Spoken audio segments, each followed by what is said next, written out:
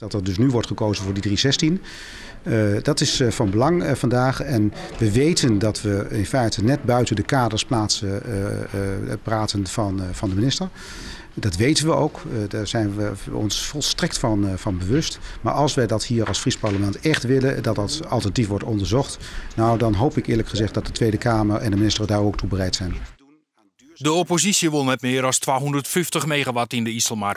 Nood de coalitiepartijen op 316 megawatt onsturen, is de ChristenUnie lilk om te vinden dat ze van neert met de PvdA onderhandelen had.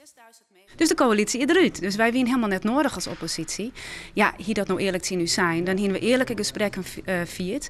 En nou viel het alsof wij uitjet zijn, al is plan op tafel lijn. En vervolgens gaat de coalitie het wel even maar regelen. Dat viel net goed. Dus het is niet zo dat ze zich bedonderd hoeft te voelen. Dat is absoluut niet het geval. Ik heb maandag nog met mevrouw Haga gebeld. En ik heb gezegd van één ding is duidelijk. Wij gaan dit amendement gewoon indienen. Ik had misschien gisteravond nog even moeten bellen van Anja, er staat een handtekening van de CDA onder. De FNP wil wel mooi in het voorstel van PvdA en CDA, maar ze houden wel een eersk. En wij willen graag dat de kop van Oslo-Dik meegenomen wordt in een sanering. Dat is het, is een van de A-lijst van Friesland van de Wien.